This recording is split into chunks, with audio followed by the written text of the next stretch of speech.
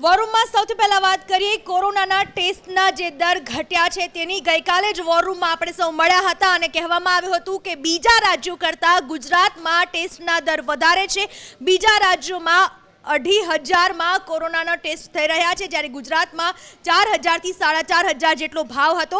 સંદેશ ન્યૂઝ દ્વારા જ્યારે અહેવાલ દર્શાવવામાં આવ્યો તેની ઇમ્પેક્ટ થઈ છે અને સરકાર દ્વારા કહેવામાં આવ્યું છે હવે દરેક ખાનગી લેબોરેટરી દ્વારા 2,000 થી 2,500 કોરોનાનો ટેસ્ટ કરવામાં આવશે। 2,500 રૂપિયામાં કોરોનાનો ટેસ્ટ થઈ શકશે। શું કહેવામાં આવ્યું છે સરકાર દ્વારા, કયા નવા નિર્દેશો છે, જાણીએ હિરેન રાવલ પાસેથી। હિરેન,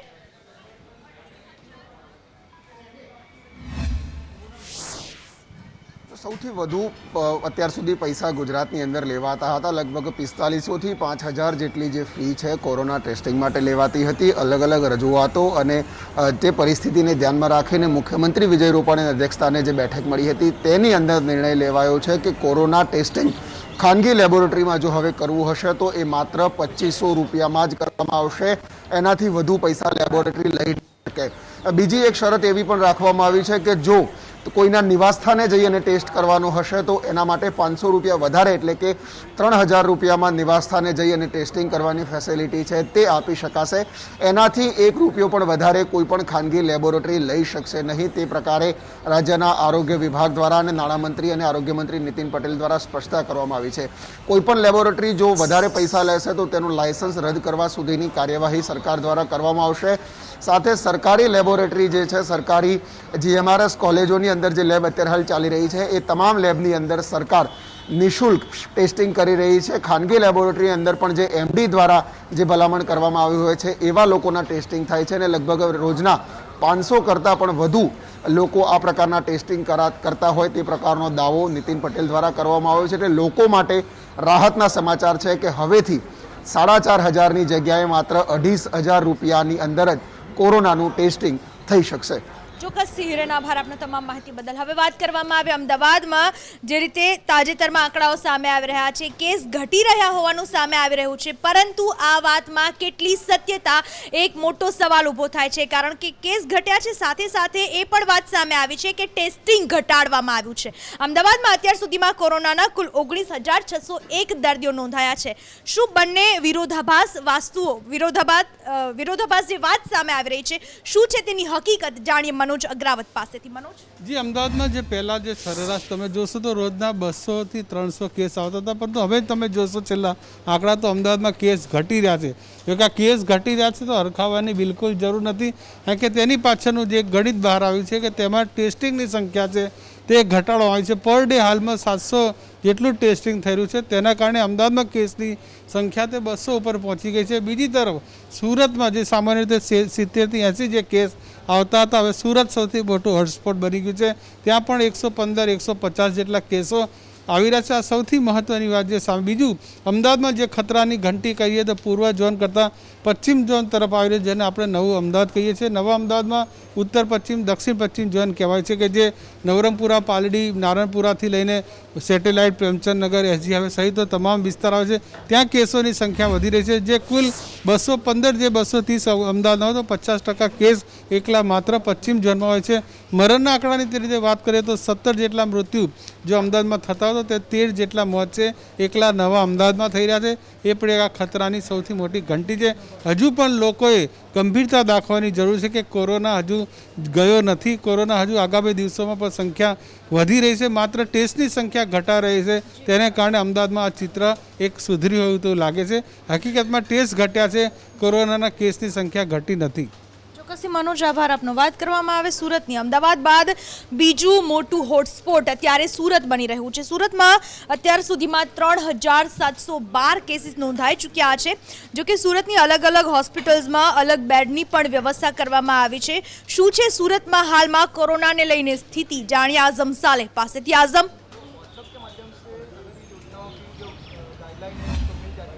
સુરતમાં જોવા જાય તો કોરોનાનો કહેર યથાવત રહેવા પામ્યો છે અને જે કોરોનાના દર્દી છે તેમાં સતત વધારો થઈ રહ્યો છે. આજે બપોર સુધીમાં 43 કેસના સાથે આંકડો 3727 ઉપર પહોંચી ગયો છે. સુરત શહેરમાં અત્યાર સુધી 2330 જેટલા દર્દીઓ સાજા પણ થયા છે. રિકવરી રેટ 67% પર ચાલી રહ્યો છે, પરંતુ 146 દર્દીના કોરોનાના કારણે મોત પણ નીપજવા પામ્યા છે. હોટસ્પોટ તરીકે જે પહેલા લિંબાયત ઝોન ચાલી રહ્યું હતું તેને ઓવરટેક કરીને હવે કતારગામ ઝોન થઈ ગયું છે અને કતારગામ ઝોનમાં અત્યાર સુધી સૌથી વધુ દર્દી જે છે 909 નોંધાયા છે. મતલબ કે રત્ન કલાકારો અને લૂમ્સના કારખાનેદારો જે છે તે સૌથી વધારે ચપેટમાં હાલ સુરત શહેરમાંથી બહાર આવી રહ્યા છે. ખાનગી હોસ્પિટલોનો સંપર્ક કરવામાં આવ્યો છે. 37 જેટલી ખાનગી હોસ્પિટલો સાથે 2000 બેડની સુવિધાની તૈયારી પણ મહાનગરપાલિકાએ દર્શાવી છે. જી ચોક્કસથી આઝમ, આભાર આપના તમામ માહિતી બદલ. હવે મોટા મોટા બળગા ફૂંકવામાં આવે છે સિવિલ હોસ્પિટલમાં, બીજા લોકોને, સામાન્ય લોકોને દંડ ફટકારવામાં આવતો હોય છે, પરંતુ સિવિલ હોસ્પિટલ જે કચરો ભેગો કરે છે, કચરાના ઢગ ત્યાં જોવા મળે છે, લોકો ત્યાં સ્વસ્થ થવા માટે આવે છે, નહીં કે માંદા પડવા માટે. કેવી હાલત છે સોલા સિવિલની જે અમદાવાદમાં આવેલી છે, સાથે સુરતની સિવિલમાં પણ કંઈક આવા દ્રશ્યો જોવા મળી રહ્યા છે. આ તમામ હાલત વિશેનો ચિતાર મેળવીએ કલ્પિન પાસેથી. કલ્પિન, ચોક્કસ પૂનમ, સૌપ્રથમ વાત જો કરવામાં આવે તો અમદાવાદ સિવિલ હોય કે પછી અન્ય સિવિલ હોસ્પિટલો હોય, એ સામાન્ય રીતે આરોગ્યનું ધામ કહેવાય છે. સામાન્ય સંજોગોમાં જે દર્દીઓ હોય છે ત્યાં સાજા થવા જતા હોય છે, પરંતુ હાલમાં જે સ્થિતિ જે છે એ ક્યાંક વિપરીત સામે આવી રહી છે. અમદાવાદની સોલા સિવિલ હોય, સારવાર સિવિલ હોસ્પિટલ હોય, આ તમામ સિવિલ હોસ્પિટલોની અંદર કચરાના ઢગ હોય કે પછી મેલેરિયાના જે બ્રીડિંગ છે એ મળવાની ઘટનાઓ પણ સામે આવી છે. ચોમાસાનો સમયગાળો શરૂ થયો છે એટલે આવા તમામ જે કિસ્સાઓ છે એક બાદ એક સામે આવી રહ્યા છે. કોરોનાની વૈશ્વિક મહામારી પણ ચાલી રહી છે, તેમાં જો રોગચાળો વચ્ચે તો આ તમામ બાબતોને ક્યાંક કાબૂમાં કરવી પણ મહત્વ થઈ જશે. બીજી તરફ વડોદરાની જે સયાજીરાવ હોસ્પિટલ છે ત્યાં પણ આવા જ કંઈક દ્રશ્યો સામે આવ્યા હતા. કચરાના ઢગ અને ખુલ્લી ગટરો જે અત્યંત દુર્ગંધથી જે આસપાસના જે રહીશો હોય કે પછી જે દર્દીઓ હોય એ પણ હાલાકીનો સામનો કરી રહ્યા છે. તંત્ર અને જે અધિકારીઓની મનમાનીના કારણે સામાન્ય લોકોને આ પ્રમાણેની જે હાલાકીનો સામનો કરવાનો વારો આવ્યો હોય તેવું અહીંયા સ્પષ્ટપણે લાગી રહ્યું છે. જો કે આ ઊંઘતું તંત્ર ક્યારે જાગશે એ સૌથી મોટો સવાલ છે. હાલ કલ્પિન, આભાર આપના તમામ માહિતી બદલ. સૌથી પહેલા ઇમરાન ખેડાવાલા, બાદમાં ભરતસિંહ સોલંકી અને ત્યાર પછી પણ અમુક નેતાઓને કોરોનાનો ચેપ લાગુ પડ્યો છે. કોણ છે આ તમામ નેતાઓ અને તેને લઈને કોંગ્રેસના નેતાઓમાં અત્યારે કેટલો ફફડાટ જોવા મળી રહ્યો છે, જાણીએ હિરેન રાજ્યગુરુ પાસેથી. હિરેન,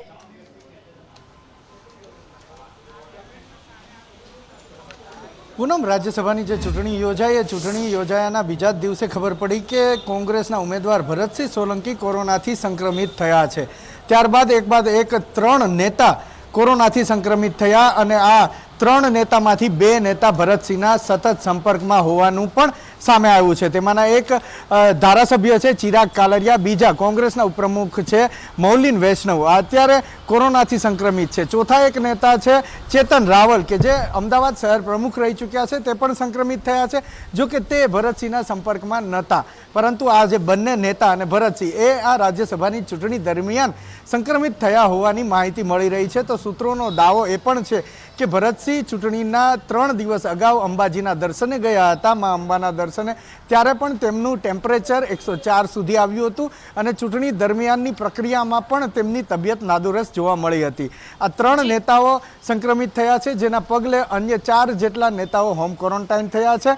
ગુજરાત પ્રદેશ કોંગ્રેસના પ્રમુખ અમિત ચાવડાના શંકાસ્પદ લક્ષણો દેખાતા તેમણે ટેસ્ટ પણ કરાવ્યો હતો, પરંતુ આ કોરોના ટેસ્ટ તેમનો નેગેટિવ આવ્યો છે. આ સિવાય ધારાસભ્ય હિંમતસિંહ પટેલ હોમ ક્વોરન્ટાઇન થયા છે. કોંગ્રેસના રાજ્યસભાના ઉમેદવાર અને જીતેલા ઉમેદવાર શક્તિસિંહ ગોયલ પણ હોમ ક્વોરન્ટાઇન થયા છે. એટલે એક રીતે કોંગ્રેસમાં દહેશતનો માહોલ પણ છે. પૂનમ, ચોક્કસથી હિરેન, આભાર આપનો તમામ માહિતી બદલ. હવે વાત કરવામાં આવે બીટીપીના 2 MLA જેમના દ્વારા રાષ્ટ્રપતિ અને રાજ્યપાલ બંનેને પત્ર લખવામાં આવ્યો છે. તેમની સુરક્ષા વધારવાની માંગણી કરવામાં આવી છે. આખરે કયું એવું કારણ છે કે આ બંને ધારાસભ્યોને પોતાની સુરક્ષાનો ડર સતાવી રહ્યો છે અને કોણ છે આ બંને ધારાસભ્યો, જાણીએ મનીષ પુરોહિત પાસેથી. મનીષ, પૂનમ, ડેડિયાપાડા અને ઝઘડિયાના ધારાસભ્ય છે, પિતા પુત્ર મહેશભાઈ વસાવા, છોટુભાઈ વસાવા અને મહેશ વસાવા. હવે એમને રાજ્યસભાની જે જે ચૂંટણી છે એ દરમિયાન મતદાન ન કરવાનો નિર્ણય લીધો અને ત્યારબાદ હવે એમને એવો ડર સતાવી રહ્યો છે કે સ્થાનિક જે નેતાઓ છે તેના પર હુમલો કરાવી શકે છે. આ ઉપરાંત વિપક્ષી પાર્ટીઓ છે તે પણ એમને એમ લાગે છે કે નાના નાના આદિવાસી સંગઠનો છે એમના પણ નિશાને તેઓ હોઈ શકે છે. એટલે આ ડરને કારણે એમને રાષ્ટ્રપતિ અને રાજ્યપાલને એક પત્ર લખીને પોતાની સુરક્ષાની વધારવા માટેની માંગ કરી છે. પરંતુ આ બધા વચ્ચે સૌથી મોટી વાત એ છે કે રાજ્યસભાની ચૂંટણી ટાણે એમણે આડકતરી રીતે ભાજપને સમર્થન કર્યું હતું. એટલે પરોક્ષ રીતે સૂત્રો એવું કહી રહ્યા છે કે કોંગ્રેસ તરફથી એમને અથવા તો ત્યાં સ્થાનિક નાના નાના જે આગેવાનો છે એમના તરફથી તેમને ધમકીઓ મળતી હોય અથવા એવી માહિતી મળી રહી છે. પરંતુ મોટી વાત એ છે કે એમણે અત્યારે રાષ્ટ્રપતિ પાસે સુરક્ષાની માંગ કરી છે. ધારાસભ્યને પણ ડર લાગતો હોય તેવી આ સ્થિતિનું નિર્માણ થયું છે. પૂનમ. આભાર મનીષ, આપને તમામ માહિતી બદલ. વાત કરવામાં આવે રાજકોટની, તો રાજકોટમાં અત્યાર સુધી મોટે ભાગે જંગલેશ્વર વિસ્તાર એવો હતો કે આ વિસ્તારમાં કોરોનાના કેસીસ વધારે નોંધાઈ રહ્યા હતા. પરંતુ હવે જે અન્ય વિસ્તારો છે ત્યાં પણ કોરોનાના કેસીસનું સંક્રમણ વધતું જતું જોવા મળી રહ્યું છે. આ ઉપરાંત રાજકોટની ભાગોળની વાત કરવામાં આવે, પરાપીપળિયા કે જ્યાં દીપડાએ દેખા દીધા છે. શું છે આ બંને રાજકોટની ઘટનાઓ, જાણીએ ગૌરવ દવે પાસેથી. ગૌરવ. ચોક્કસ જ પૂનમ, જે રીતના કોરોનાનો કહેર છે તે સતત વધી રહ્યો છે. આજ સુધી માત્ર જંગલેશ્વર વિસ્તાર છે જેમાં જ કોરોનાના પોઝિટિવ કેસ નોંધાતા હતા, પરંતુ હવે પૂર્વ અને પશ્ચિમ રાજકોટ છે કે જેમાં પણ કોરોના વાયરસના કેસ છે તે સતત વધી રહ્યા છે. રાજકોટ મહાનગરપાલિકાનું આરોગ્ય વિભાગ છે તે સતત ચિંતિત છે, પરંતુ આજની વાત કરવામાં આવે તો આજે 5 જેટલા વધુ પોઝિટિવ કેસ છે તે નોંધાયા છે. બીજી ઘટનાની વાત કરવામાં આવે તો રાજકોટના પરાપીપળિયા નજીક દીપડો છે તે પાંજરે પુરાયા હોવાની જે ઘટના છે તે સામે આવી છે. પરંતુ મહત્વની વાત એ છે કે થોડા સમય પહેલા જ જે રાજકોટનું જે ઝૂ છે તેની અંદર પણ આ જ પ્રકારે દીપડાનો દહેશત જોવા મળ્યો હતો ને ત્યારબાદ દીપડો છે તે પાંજરે પુરાયો હતો. પરાપીપળિયા ગામ નજીકના જે ગ્રામ્ય વિસ્તારો છે કે જ્યાં દીપડાની દહેશત હતી, જે પશુઓ છે તેનું મારણ છે કરવામાં આવતું હતું, પરંતુ ગઈકાલે મોડી રાત્રે આ દીપડો છે તે પાંજરે પુરાયો છે. વન વિભાગના અધિકારીઓ છે તેઓએ મીડિયા ફૂટેજ લેવાની પહેલા તો મીડિયાને ના પાડી હતી, ત્યારબાદ જે અધિકારીઓ છે તે સામે આવ્યા હતા ત્યારે જે મુખ્ય જે વન વિભાગના જે અધિકારી છે તેમને સ્પષ્ટ કહ્યું હતું કે જે જંગલો છે તે હવે નાના થઈ રહ્યા છે ને તેને કારણે હવે સિંહના ડરથી હવે દીપડાઓ છે તે જે શહેરી વિસ્તારો છે તેમાં આવી રહ્યા છે ને તેને કારણે જ આ દીપડાની દહેશત છે તે સતત વધી રહી છે. ચોક્કસથી ગૌરવ, આભાર આપનો તમામ માહિતી બદલ. આગળની જો વાત કરવામાં આવે, CBSE બોર્ડની વાત કરવામાં આવે, ધોરણ 10 અને ધોરણ 12ની પરીક્ષાનો નિર્ણય સુપ્રીમ કોર્ટ સુધી પહોંચ્યો છે. હજુ સુધી કોઈ ચોક્કસ નિર્ણય નથી આવ્યો, પરંતુ ચોક્કસથી જે પરીક્ષાઓની તારીખો હતી એ કેન્સલ કરી નાખવામાં આવી છે. નવી તારીખો આવશે કે કેમ તેના વિશે અત્યારે શું જાણવા મળી રહ્યું છે, આ તમામ બાબતની માહિતી મેળવીએ અમારા સંવાદદાતા અજય યાદવ પાસેથી. અજય.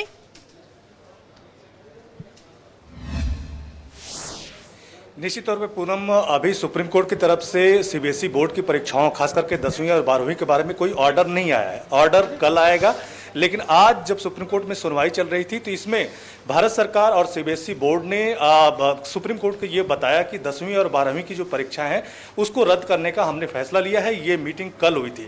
हालांकि 10वीं की परीक्षा जो है पूरी तौर पर रद्द कर दी गई है, लेकिन 12वीं की परीक्षा के लिए अभी ऑप्शन दिया गया है कि जो लोग 3 असेसमेंट पेपर के आधार पर अपना नंबर चाहते हैं उनका रिजल्ट 15 जुलाई तक आ जाएगा.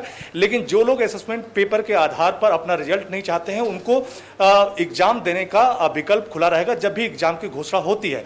हालांकि आज सुप्रीम कोर्ट में भारत सरकार और सीबीएसई बोर्ड ने यह भी कहा है कि 15 जुलाई तक वो रिजल्ट घोषित कर देंगे, लेकिन इसका डिटेल क्या है ये कल की मीटिंग में एक नोटिफिकेशन के जरिए देश को बता दिया जाएगा. हालांकि तब सुप्रीम कोर्ट ने यह जरूर कहा कि इसमें और ज्यादा क्लियरिफिकेशन की जरूरत है, और ज्यादा क्लियर स्टैंड के साथ आप आइए ताकि कल ऑर्डर सुनाया जा सके. और आईसीएसई जो है उसने भी ये कहा है कि जो सीबीएसई का फैसला है वही आईसीएसई का भी फैसला है. जी धन्यवाद अजय आपका जानकारी के लिए. આગળ આપણે વાત કરીશું હાઈસ્કૂલની મનમાની વિશેની. આ ઉપરાંત આપણે વાત કરીશું દેશમાં કોરોનાની સ્થિતિ કેવી જોવા મળી રહી છે. આ તમામ વિશે વાત કરી તે પહેલા લેશું એક બ્રેક. આપ જોતા રહો વોર રૂમ.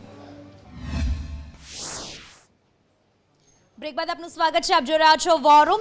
શિક્ષણ જગતમાં હાલમાં હલચલ મચી ચૂકી છે, કારણ કે કોરોનાના કારણે એક બાજુ શાળાઓ બંધ છે અને છતાં પણ ફી લેવામાં આવી રહી છે. એ બાબતનો વિરોધ હજુ શમ્યો નથી. ઓનલાઈન શિક્ષણનો વિરોધ પણ ચાલી રહ્યો છે.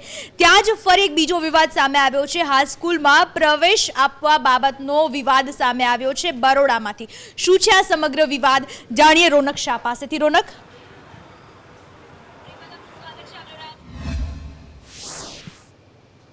ચોક્કસ પૂનમ કહી શકાય જે પ્રમાણે વડોદરા શહેર બરોડા હાઈસ્કૂલ જે અલકાપુરી ખાતે આવી છે, એમાં ધોરણ 1 થી 10માં જે વિદ્યાર્થીઓ ભણ્યા છે એ લોકોને 11મા ધોરણમાં પ્રવેશ ના આપતા આજે કોંગ્રેસના કાર્યકર્તાઓ, વાલી અને વિદ્યાર્થીઓ છે એક સ્કૂલના જે પ્રિન્સિપાલોને રજૂઆત કરી હતી કે જે લોકો 1 થી 10 ધોરણ ભણ્યા છે એમને પ્રવેશ આપવામાં આવે, કેમ કે જે લોકો વંચિત થઈ ગયા છે, કેમ કે એ લોકો 1 થી 10 ધોરણ સુધી આ સ્કૂલમાં ભણ્યા હતા, પણ હવે એ લોકોને એડમિશન આપવાની ના પાડી છે. કહી શકાય કે પારદર્શિકતા રાખવામાં નથી આવી, એવી રજૂઆત આજે કહી શકાય કે જે પ્રમાણે પ્રિન્સિપાલને, વાલીઓ અને કોંગ્રેસના કાર્યકરો દ્વારા કરવામાં આવી હતી. જી ચોક્કસથી આભાર આપનો તમામ માહિતી બદલ રોનક. આ ઉપરાંત હવે વાત કરવામાં આવે સોનામાં ભાવમાં વધારો થયો છે એની વાત કરવામાં આવે. અત્યાર સુધીમાં હાઈ સપાટીએ સૌથી વધારે ઊંચી સપાટી સોનાનો ભાવ પહોંચી ચૂક્યો છે. 50,000થી પણ ઉપર સોનાનો ભાવ છે. એક બાજુ પેટ્રોલ ડીઝલના ભાવમાં વધારો, બીજી બાજુ સોનાના ભાવમાં વધારો. એટલે આ તમામ ભાવ વધારો કઈ રીતે જોવા મળી રહ્યો છે, કઈ કઈ વસ્તુઓમાં જણાવશે ચાર્મી સોની. ચાર્મી, ચોક્કસ પૂનમ, સોનાના ભાવ અત્યારે જો આંતરરાષ્ટ્રીય લેવલની વાત કરીએ તો 8 વર્ષની ઊંચી સપાટીએ છે અને ભારતમાં પણ આ ભાવ વધીને 50,000ને પાર પહોંચી ગયો છે અને સૌથી ઊંચો અત્યારે ભાવ છે. ખાસ કરીને જ્યારે પણ કોઈ પણ પ્રકારની આપત્તિ આવતી હોય છે ત્યારે લોકો સોનાને સેફ હેવન ગણે છે અને એમાં રોકાણ વધારે છે, તો એના કારણે જ સોનામાં અત્યારે ભાવમાં ભડકો જોવા મળી રહ્યો છે. બીજી તરફ જો પેટ્રોલ ડીઝલની વાત કરીએ તો સતત એનો ભાવ છેલ્લા 19 દિવસથી કન્ટિન્યુઅસલી વધી રહ્યો છે અને લગભગ 10.5 થી 11 રૂપિયા ડીઝલમાં વધી ગયા છે અને પેટ્રોલમાં પણ ભાવ વધારો લગભગ 10 રૂપિયા જેવો થઈ ગયો છે. પણ ઐતિહાસિક વાત એ છે કે ડીઝલનો ભાવ પેટ્રોલ કરતાં પણ વધારે દિલ્હી જેવા પ્રદેશોમાં કે બીજે બધા જ્યાં છે ત્યાં થયો છે. ગુજરાતમાં આ ભાવ લગોલગ આવીને ઊભો રહ્યો છે, પણ હજુ 80 રૂપિયાને પાર ડીઝલ નથી થયું, પણ ઘણા બધા વિસ્તારોમાં, ઘણા બધા રાજ્યોમાં 80 રૂપિયાને પાર ડીઝલનો ભાવ પહોંચી ગયો છે. પૂનમ, ચોક્કસથી ચાર્મી, આભાર આપને તમામ માહિતી બદલ. હવે વાત કરવામાં આવે સમગ્ર દેશમાં કોરોનાના કહેરની, તો દેશમાં 24 કલાકમાં 418 લોકો કોરોનાને કારણે મોતને ભેટ્યા અને 16,922 નવા કેસીસ સામે આવ્યા. આમ જોવા જોઈએ તો પહેલેથી જ ગુજરાત, મહારાષ્ટ્ર અને મધ્યપ્રદેશ આ 3 રાજ્યો એવા છે કે જે વધારે પડતા કોરોનાની ઝપેટમાં આવેલા છે. શું છે આ વિશેની વધુ વિગત, શું છે દેશમાં કોરોનાને લઈને પરિસ્થિતિ, જાણીએ નુપુર પાસેથી. પૂનમ, પરિસ્થિતિ દિવસે અને દિવસે વધુ વિકટ થતી જઈ રહી છે, કારણ કે ચિંતાનો વિષય એ છે કે છેલ્લા 24 કલાકની અંદર કોરોનાથી દેશમાં 418 લોકોના મોત થયા છે. 16,922 કેસ ફક્ત 24 કલાકની અંદર નોંધાયા છે અને 4,73,105 કુલ કેસ થઈ ચૂક્યા છે. સૌથી મોટી ચિંતાનો વિષય છે અને અત્યાર સુધીમાં મૃત્યુઆંકની જો વાત કરીએ 14,894 લોકો મૃત્યુ પામ્યા છે અને સ્વસ્થ પણ થયા છે દર્દીઓ. 2,71,697 દર્દીઓ સ્વસ્થ થયા છે. પણ આ બધાની વચ્ચે એક સર્વે જે સામે આવ્યો છે કે મહિલાઓને પુરુષોની સરખામણીમાં મૃત્યુનું જોખમ વધારે રહે છે અને જર્નલ ઓફ ગ્લોબલ હેલ્થ સાયન્સના સ્ટડીમાં આ દાવો કરવામાં આવ્યો છે.